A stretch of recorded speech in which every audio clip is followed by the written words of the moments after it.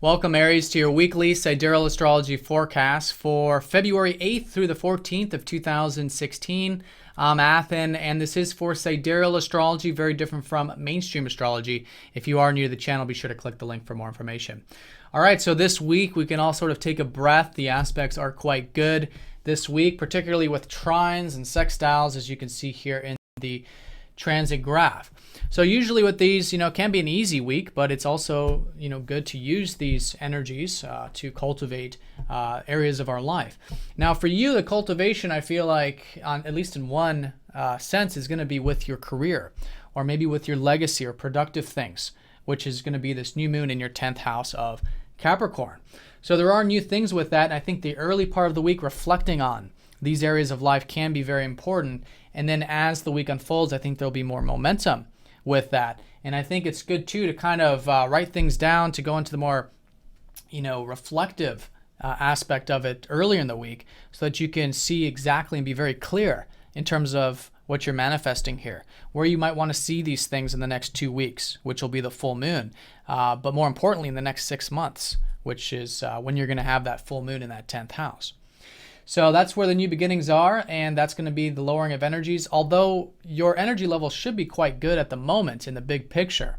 You've got your sun at the top of the chart, and so I think there's been already a lot of focus, a lot of attention on the big picture things or the career or productive stuff, and I think that's just more fuel to this fire. Now that new moon is going to be squaring up to your ruler Mars, and that's going to be integrating on Monday. So the key with this is to just kind of be chilled out for a second. I think from the previous weekend, when the sun squared up to your Mars, maybe there was some frustrations or some delays. Sometimes with the square up to Mars, maybe it's sometimes challenging to express yourself. So your personal chart is going to depend on the variance of that. But in either case, I think observing the self, really observing those goals and seeing where, again, you can constructively apply some of these pursuits or desires, I think is fantastic. And the new moon is going to be sextiling up to both Uranus and Saturn, which is quite good. So it could be quite exciting in terms of these new beginnings, and also quite productive with Saturn as well. Now Chiron's going to be making a couple aspects this early part of the week, sextiling up to Venus and trining up to your ruler Mars here. So with this one, Monday and Tuesday, it's really emphasizing the fact that over these past many years, you've had Chiron in your 11th house, helping you heal your visions for the future, helping you heal what's possible, being a part of things larger than self, maybe involving your groups or friends and things like that. So it's an excellent early part of the week for those things. I highly recommend it. Any type of networking, doing things that you feel like give and contribute. And I think there could be some good motivation for those things as well. And I think just generally, whether it is or not, I think your confidence level should be quite good with that Mars trining up to Chiron. Now the area in terms of the confidence and the momentum, and I think your overall focus along with that career stuff, is also with relationships right now with Mars in that 7th house of yours. So I think it's great for asserting yourself in relationships, pursuing new relationships, cultivating existing ones.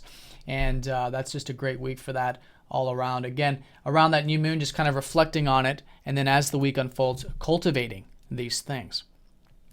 One thing I want to mention too is that Venus is going to be sextiling up to that Chiron. So this is involving the relationships also, confirming that there could be some healing coming through them as well in an easy way, right?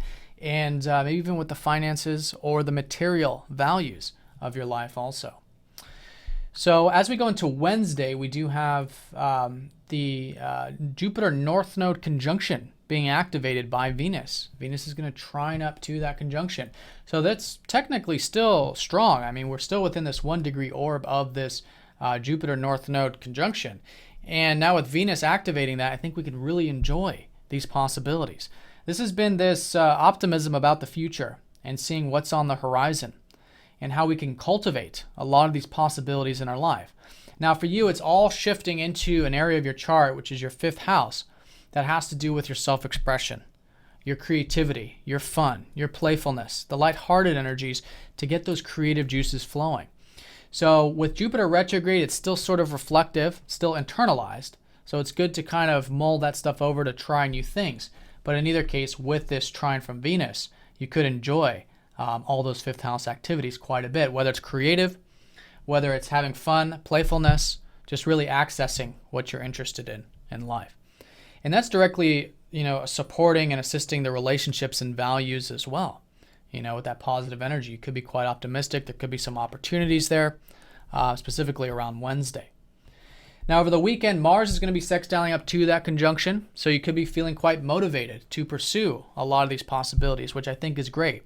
Now, it's a sextile, which means it's an opening, but with that opening, I think there can be some good momentum, some good things to cultivate, perhaps, or ideas to cultivate over the weekend.